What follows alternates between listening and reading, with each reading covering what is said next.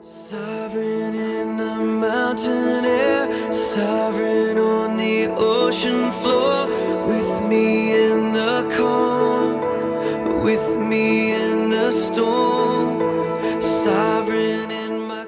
All right, well, we begin a new message series this morning. I want to take you back in time. Any of you remember, whether it was in junior high, maybe high school, when you were in math class? Go back. For some of you, you've got to go back a ways. I don't know about you. There were a number of subjects in school I liked. There was none where I didn't. And the one I liked the least was math. Oh, my goodness. I just was horrible at it. In particular, algebra was bearable. Geometry made no sense. Well, there was a lot of information that you got in the class. A lot of information. And then, at least back in the day, I don't know if they still do this with kids here, they put the problems on the board. You know, they were on the board. So you had a lot of problems that you had to deal with. At times, you would get the solution, right? You know, the math teacher would write it up there. And anybody remember geometry? Did anybody remember this thing straight from hell called proofs? I mean, it was just like, you have to be a logical thinker, and somewhere I went off the beam. But there would be a solution, but then, you know, the teacher would say, are there any questions?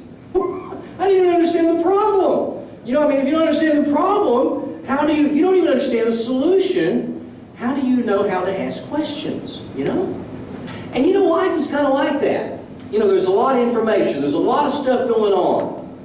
You get a number of problems. Is it just me, or do the rest of you? Is life just like this, you know, just skating by? Everybody's got some difficulties, right? You probably got some here this morning.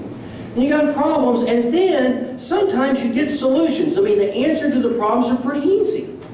They're pretty easy. You get it. You pick up on it. But sometimes the answers don't do it. You know, it's kind of like that geometry proof. You know, that you can get the solution, but you don't really get the answer, or you don't understand it. And it causes you to ask questions.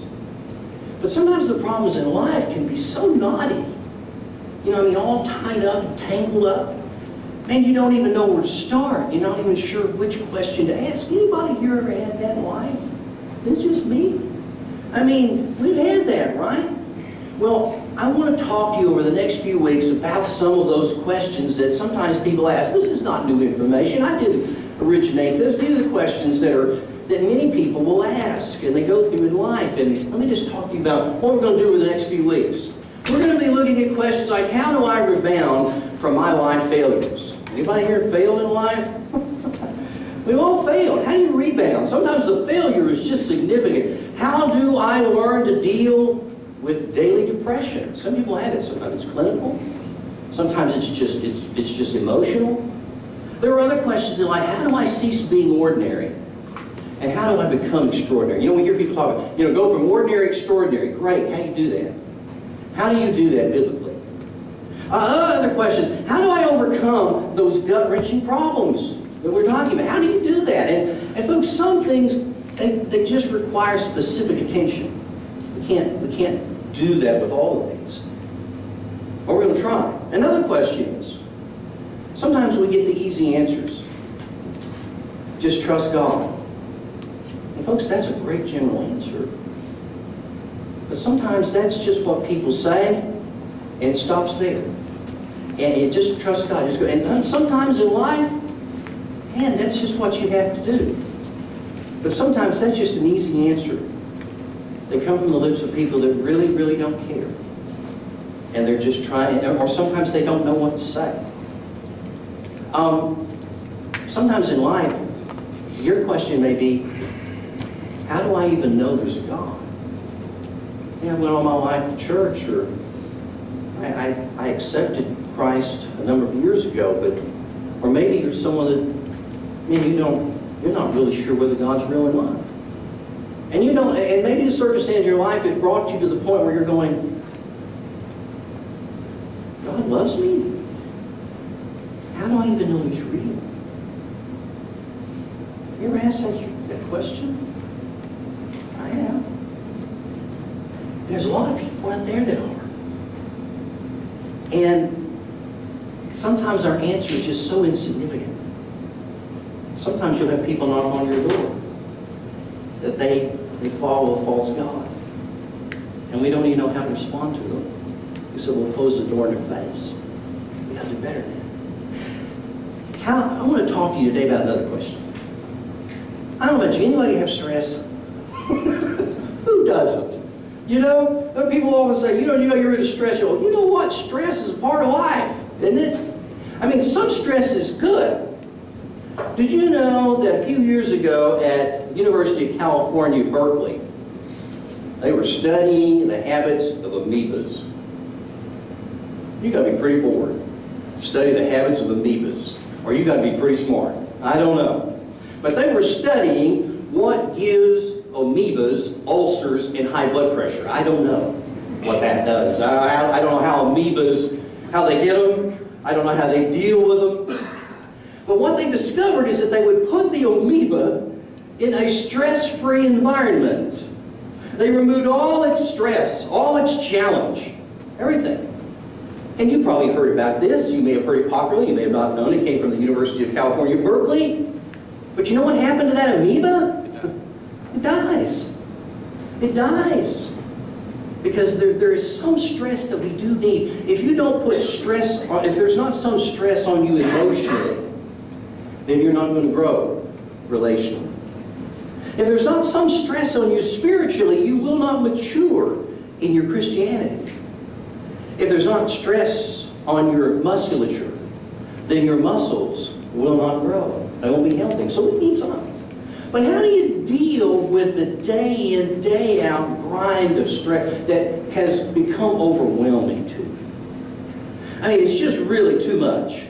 I mean, whether it's your job or it's your home or whatever, you're just overwhelmed. How do I deal with those things? Well, folks, I'm not sure that we can answer all of those problems this morning.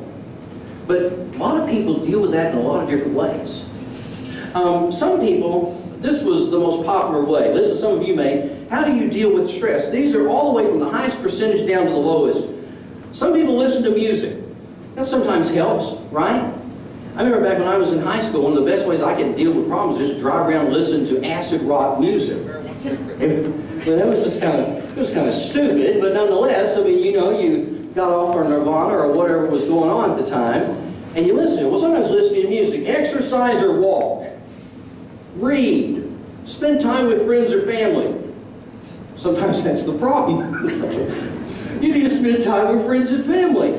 Watch TV or movies for 2 or more hours. Nap. Play video games. Surf the internet. Pray. Eat. It's funny how those two are right together. You know? Pray, eat. Or a hobby. Some people go to church. That's a good thing.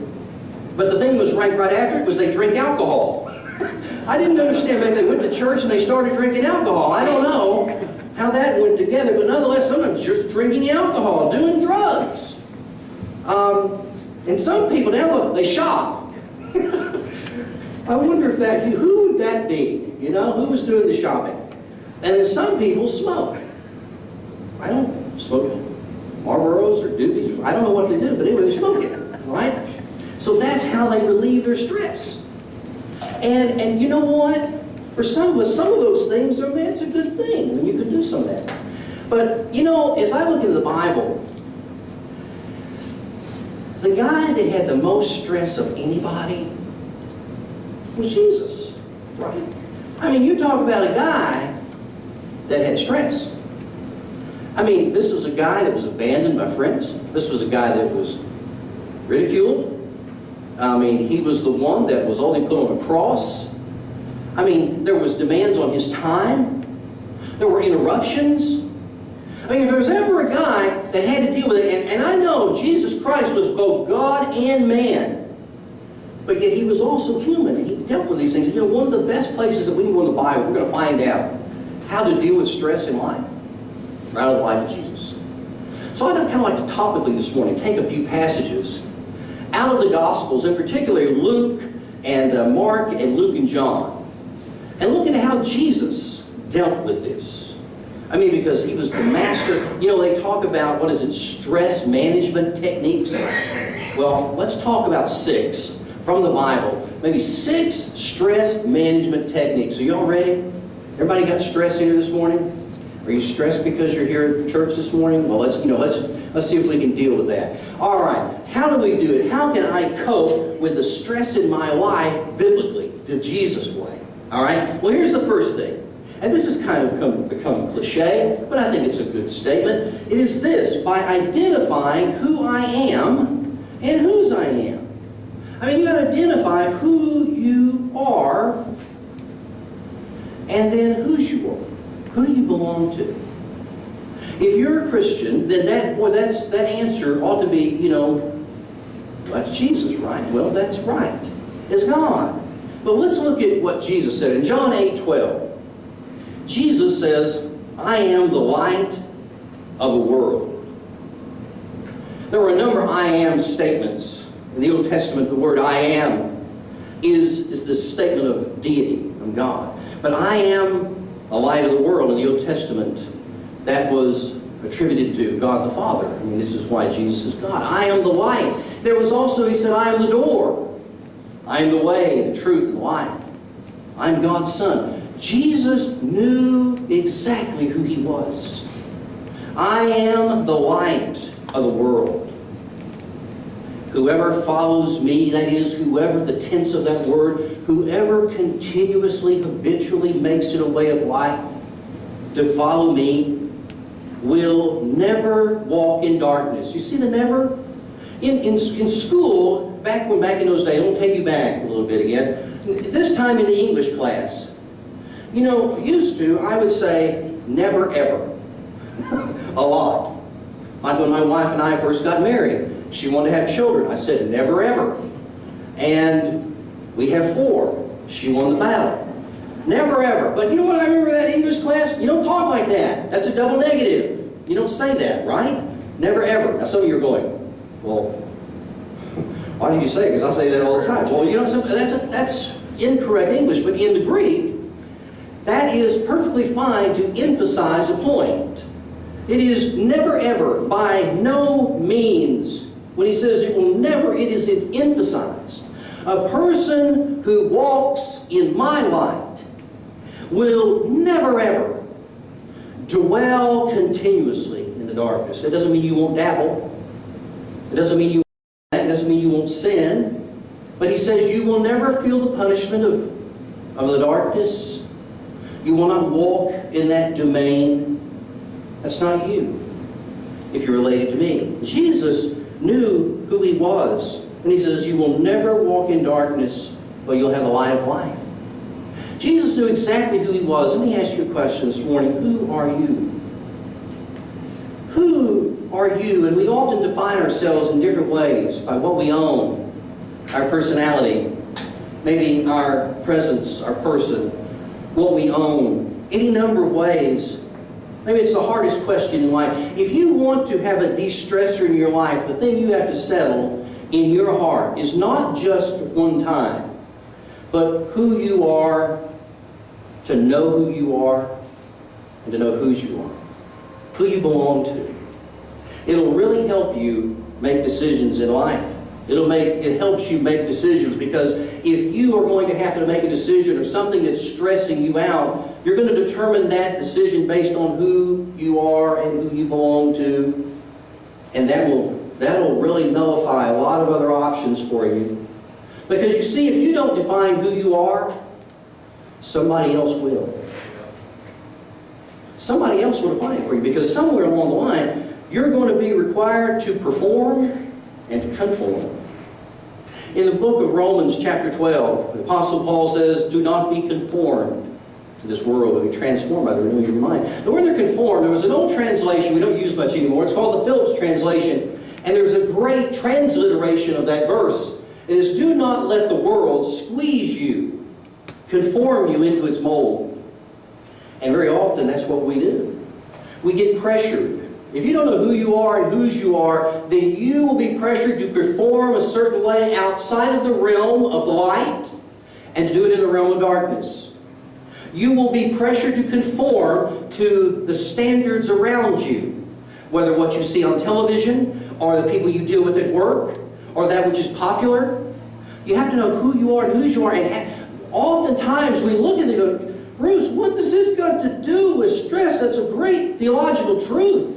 But I mean, this is kind of sounds like when, you know, when you've got cold feet, when your feet is really cold, what's the answer to fix that? Well, what do? We go and we get covers and we put them over our feet. We put shoes on our feet. Wrong. When you're really, really cold and your feet's cold, you know the first thing you need to do is put something on your head. You put a hat because that's where you lose 30% of your heat. But that answer doesn't seem like it fits. I got to put a hat on to fix my feet. That may be what this kind of sounds like here this morning. Well, you're telling me to put a hat on to fix my cold feet? Well, yes, because what you'll find is it actually works. Because we have to start not conforming to this world, but be transformed by the renewing of our mind and know that we are to walk in the light. You and I belong to the light. Jesus said in Matthew 5:14 that we too are the light of the world. We are to reflect His light wherever we are. And very often the stresses in life are coming from being stressed to perform or to conform.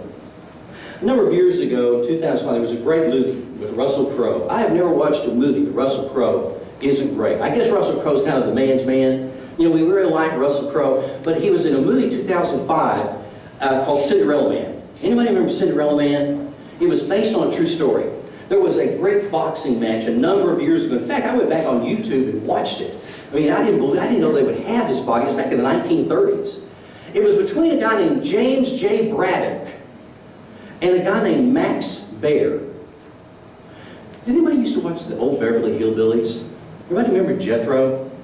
Okay, that was Max Baer Jr. His dad was one of the top 25 hardest punchers in history. He had killed 2 men in the ring.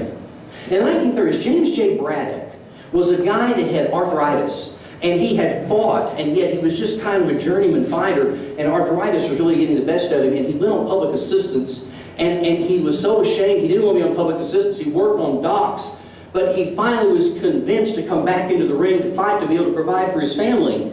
And there in New Jersey, he began to fight and he began to win one after another until it came time for him to fight for the heavyweight championship of the world against Max Baer, a guy that had already killed 2 guys in the ring. And as I recall in that movie, his wife was like, maybe we need to sit this one out, you know? You know, you're pretty good, but Max Baer, hey, he kills people. Well, just before he goes into fight, you know, he's down, he's getting ready, and they're pumping him up. In comes his wife. You know, she didn't want him to fight. You know, all his trainers clear the room. You go, uh-oh, here we go. This isn't going to come off after all. And here's what she said to him. She said, she looked him straight in the eye. And she, whoops, maybe I really don't read the right thing here. Said this. You're the bulldog of Bergen. It was an area in New Jersey. You're the pride of New Jersey. I mean, everybody was following him. I mean, he was just the little man on the totem pole, didn't have a chance. And everybody was pulling for him. He said, you're everybody's hope, and you're my kid's hero. You're the champion of my heart. James J. Braddock. Remember out there who you are. Man, he went out, got knocked cold as a wet. No, he didn't. He went out, he fought and fought and fought, and he defeated in a decision the world champion. You see, sometimes knowing who you are Amen. and whose you are, man, makes all the difference in the world on the success in life and dealing with the pressures of life. And that really helps you with the second thing, and that is we deal with stress by dedicating myself to whom I'm trying to please. You know who you are and whose you are, but we also have to be dedicated to who we're trying to please. Jesus said in John 5:30, by myself I can do nothing. I judge only as I hear, and my judgment is just. For I seek not to please myself, but him who sent me. You see, Jesus knew who he was trying to please. It wasn't himself. It wasn't other people. He was there to please the Father. Now, folks, there is a truism in life that you probably already know. You cannot please everyone. No matter how hard you try. Whether it's in your family, whether it's in your job, whether it's in the church, whether it's in a relationship, you can't please everyone. So the person you better try to please is Christ. In Matthew 6:33, Jesus said, "Seek first his kingdom and his righteousness." And all these things, he was talking about eating and drinking, what you wear, where you live, will be given to you as well. See, if we focus on pleasing God, that will simplify life a lot. If we make him, we know who he is and who we are in him and whose we are. And when we know that pleasing him is what takes precedence, it will simplify your life when you're asked to do several difficult things. Whenever you come under criticism, you're going to have to determine who you're going to please. You have to determine if the critique is correct and if it's in line with Christ or not. You're going to have to deal with this in competition. If someone's getting further ahead of you, you have to determine whether you're going to take a shortcut to try to catch up with them or to defeat them. Will you do it God's way or some other way? It all depends on who you're trying to please. It also will happen whenever you're having to deal with also conflict. When you deal with conflict, very often we're worried, we're threatened by someone not liking us.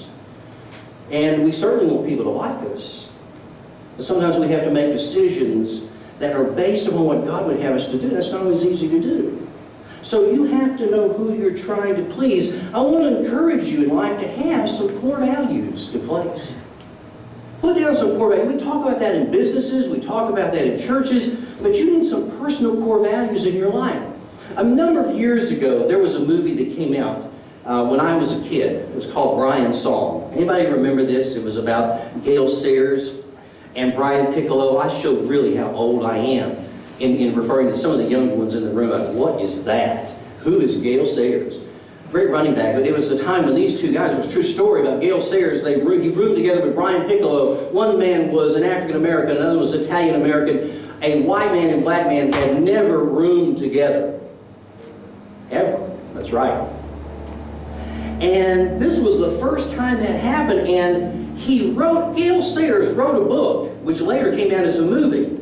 And it's actually, I think, the impetus behind another movement today. The name of the book that I read as a kid was called I Am Third.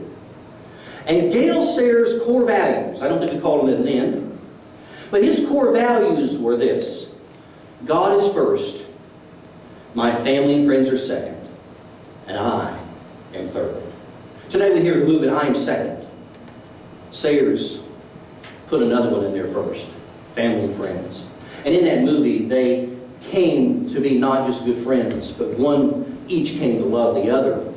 But the point was, it was the reason I bring that up is he had those core values. We got to have them too. I want to suggest to you, you need to somewhere have about 5 or 6 of them. And Christ has to be at the top of the list. Faith has to be there. If you want to help in the stresses of life, when you're being torn between decisions and difficulties and circumstances, faith better be at the top. Family, and then maybe friends were third. Then you've got your field, whatever your work is or whatever you're doing. But then maybe fitness, that's part of it. You want to stay fit, you want to stay fit for God. And then fun may be down on that list somewhere. That's mine. That's what I do. You don't have to do those exactly, but whatever you do, faith, God needs to be first, needs to be at the top. But very often in life, the persons we're trying to please is oftentimes ourselves. And we put fun at the top. Or sometimes we're just driven by business and our field takes precedence. And Jesus says, no, that's not how to do it, man. If you're going to deal with the stress of life, whether it's economic, whether it's time constraints, whatever it is, that has to be there. Those core values have to be in place. It's not just something we need to talk about in the business world or even just as a church corporate, but also in our individual lives.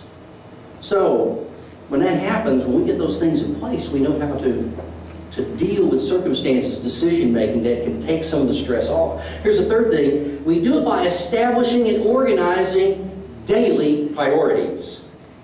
Daily priorities. You first got to have the values in place, but then you've got to have some daily priorities to do what you do. Whatever those things are. In John 8:14, Jesus said, even if I testify on my own behalf, the Pharisees were condemning him because he was establishing himself based on his own authority. Well, he did it because he was a man in one. And he said, even if I testify on my own behalf, my testimony is valid, for I know where I come from and where I am going. Jesus knew where he was going. He knew where he was going every day. He knew what was on the agenda. He had the 4 values in place, but he also had priorities that he did every day. I want to encourage you that you and I, you've got to set aside, you've got to do some prioritizing in your life. For some of us, you just need to do some scheduling. You need to establish some things for your life every day. Priorities that you pursue every day. Time is really very valuable. The Apostle Paul says in Ephesians 5:16 to make the most of your time. In the NIV, make the most of every opportunity. Use it. Use every day. You know where you come from. You belong to God. You know who you are, whose you are. You know that you're the one that is to be, you know who you're trying to please.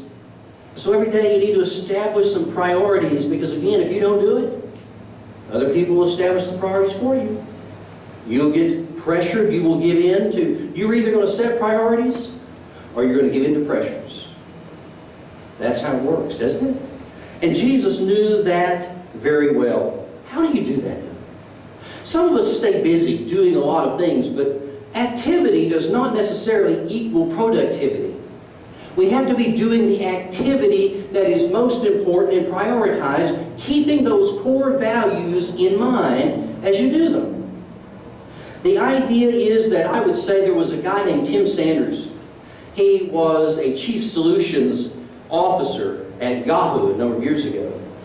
And I've used it through the years, and I think the best, he did it very well in trying to establish, how do you establish your priorities every day? And he said that you need to look at everything in your life, generally and specifically every day, through the prism that everything falls under one of 3 categories: glass, metal, and rubber. Glass is those important things that, man, if you drop them, they break and you may never be able to fix them. Metal are those things that you drop, they make a lot of noise and they clang, and it may be problematic for you, but you can pick them back up and move on. Rubber are those things that are really less important, and when you drop them they bounce, they may be an inconvenience, but not a big deal. The problem is that we oftentimes prioritize and we focus on the rubber more than we do on the glass. And in life, every day, Jesus knew who he was and where he was going. We have to prioritize every day what we're going to do and whom we're going to do it for. Number 4, we also deal with stress by concentrating one thing at a time. On one thing at a time. Jesus did. We'll see that in a minute. Have you ever watched one of these lion tamers? You ever see a lion tamer? They carry things like this. You ever see them? They go in there with a whip, and they got one of these. Man, that's the dumbest thing I've ever seen. You know, I'd be sitting there thinking, I need a Glock. I mean, this, we're going to have to, I need something else. How is this going to help me? But the fact of the matter is, the lions, you know what they do? They try to focus on everything. They can't focus on one thing. They will try to focus on all 4, and their thinking gets fragmented, and they get tame, they get docile, and they're a little weak. All of a sudden, if that lion will just focus on it, and he's trying to focus on all 4, and he can't, and he just kind of goes into fragmentosis. Can't do it. And sometimes in life, we do the same thing. And folks, there are things in life which really, we get busy. But I want to encourage you to do one thing at a time when people are encouraging you to multitask. Now, don't get me wrong. I'm not saying that agenda items don't involve a number of things. But try to do one thing at a time and do it well. Look what Jesus did. It says in Luke 4:42 that at daybreak, Jesus went out to a solitary place. We'll see in Mark that he did that to pray. He did that to pray. By the way, when Jesus would go out to pray, in the book of Mark, he does it 3 times. He didn't just pray on 3 occasions. But on all 3 of those occasions in the book of Mark, it is when there was some crisis or difficulty that was afoot. And Jesus knew he had to take time to pray. And so it says here that he would go out to this solitary, deserted, lonely, uninhabited place is what the Greek word means. And the people were looking for him, and when they came to where he was, they tried to keep him from leaving them. Because just before this, he'd done some amazing stuff. He'd done some amazing miracles. He had actually cast demons out of individuals who were locked into that, and he was able to pull out. Boy, they wanted to be with Jesus, wouldn't you? Wouldn't we? We would. We want to monopolize all his time. And there were some of the people that were probably following along because they liked the show. That was pretty cool. They didn't want to change their life, but they wanted to see the show. And Jesus knew what was in their hearts, and it says, he said in verse 43, I must. That word means I am obligated. It is necessary for me to proclaim the gospel, or proclaim the good news of the kingdom of God. It is absolutely necessary, it is mandatory that I do that to the other towns also, because that is why I was sent. Jesus kept the main thing, the main thing. And he did one thing at a time. He would go out and he would pray. He would spend time with people, but he couldn't be monopolized there. He had a mission fulfilled. And that was to proclaim the kingdom. That is his person and his presence. And that kingdom that you and I are a part of now spiritually, and someday will be a part of physically and then eternally in heaven. He said, that I've got that to do. And Jesus did one thing at a time. He wasn't trying to pray and then try to meet people and go back to pray and then go over and do healing and such and then go out and preach for a little bit and stop. And then he didn't do that. He didn't get fragmented.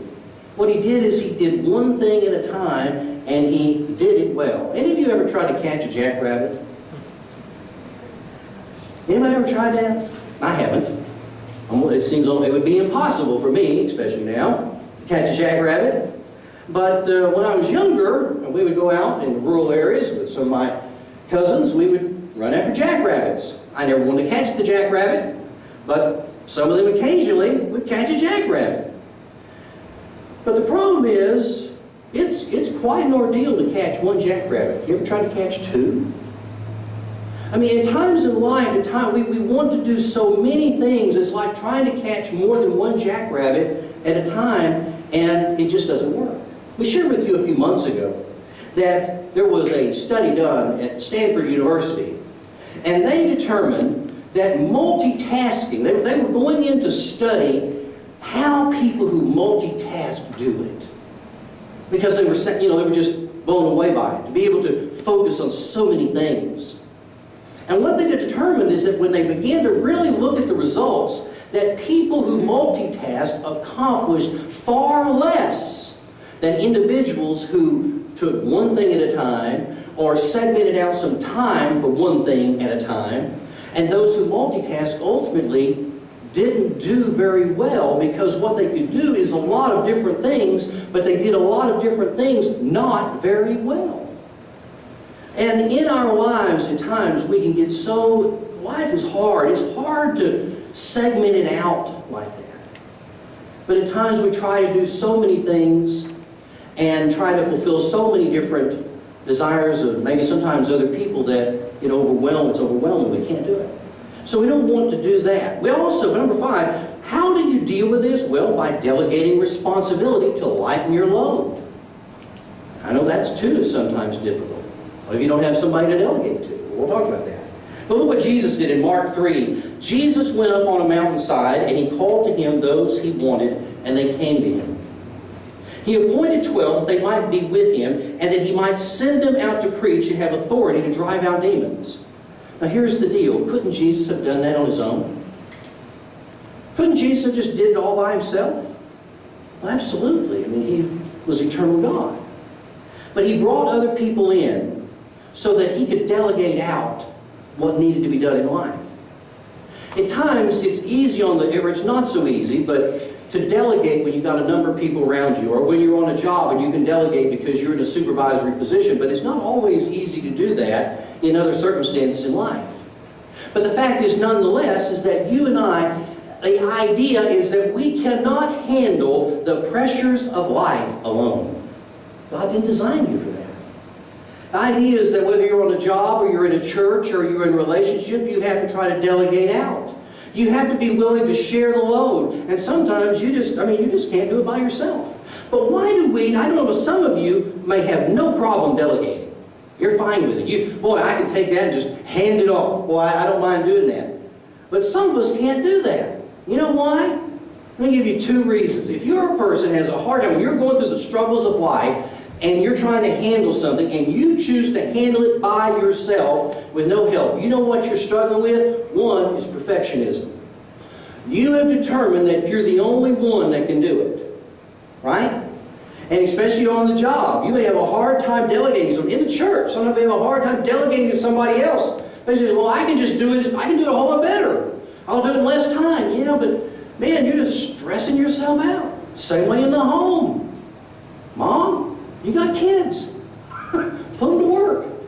Dad, same thing. You got to delegate out. Got to teach. Man, the idea is that you and I have to lighten the load a bit. Because sometimes, man, it's just too much. Especially people who like to work a lot. Anybody who really, you are a workaholic. Maybe you don't have to raise your hand anything, but you really are a workaholic. You like to work. You know what? That's kind of like taking vitamins. You know, vitamins are good for you. But if you take a lot of vitamin A, a lot of vitamin D, a whole lot of vitamin iron, you know what you will do? You'll end up dead. Because you can overdose on a good thing. And sometimes in life, we choose whether it's dealing with job, or it's dealing with relational difficulty, or it's dealing with financial issues, it's dealing with spiritual struggle. We choose to do it by ourselves, sometimes because we feel we're the only one that can do it, and maybe nobody else would care. Another reason sometimes we don't do it, though, is because of personal insecurity. Just personally insecure. So especially on the job, you may not want to delegate to somebody because you're afraid they'll do it better.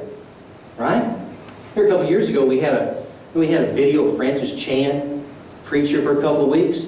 Y'all were hoping I'd never come back. You know, I mean, it's like Francis, well, let's do that every week, right? Well, we cut Francis Chan off. No, I mean, just somebody can do it better. Sometimes we're afraid because of our personal insecurity, and the fact is we will just not lighten the load. But let me give you the last one. And some of these things apply to you, some of them don't. I know that. But that last one, the first two in particular, this last one, really does. How do you lighten, or how do you help accomplish all of these? Then you need to make prayer the daily habit of your life. You need to make prayer the daily habit of your life. Jesus did. We saw that in a passage earlier, and here's a passage that speaks to that earlier passage in Luke. It said, very early in the morning, Mark 1:35, while it was still dark. It is determined by biblical commentators that at that time, in that region of the world, very early, while it was still dark, was about 4 in the morning. It says that very early in the morning, while it was still dark, Jesus got up. He was diligent. He got up. He left the house. He went to a solitary place where he prayed. Every day. And here, Jesus was doing it as a daily habit of prayer while it was dark. 4 in the morning. Some of the great people in history, I was reading where Martin Luther, the great leader of the Lutheran Church, said that every day he prayed at least 2 hours a day. And sometimes the problems were such that he would have to take, there were so many things he had to do, that he would have to take 3 hours to pray just to be able to deal with them. Another guy by the name of John Wesley used to rise at 4 in the morning, and he would spend 2 hours in prayer. Another man by the name of Charles Simeon, an English clergyman, would get up at 4 in the morning from 4 to 8. He spent in prayer. Let me ask you a question. How many of you have ever got up at 4 in the morning to pray other than you couldn't sleep. Okay? Boy, I don't know about you. I can't say or we've maybe you ever done or try several hours of prayer and you're about 5 minutes in and you're going, I mean, you know, a lot of times we just don't make that a part in our life.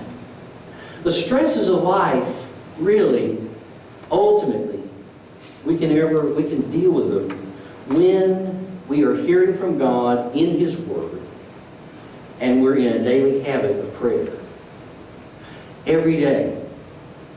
Folks, you know, I'm just going to be honest with you.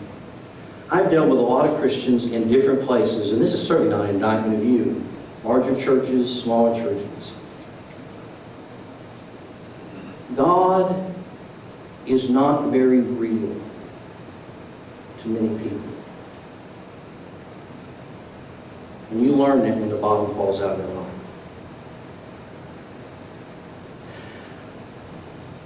You dig a little bit, not to condemn,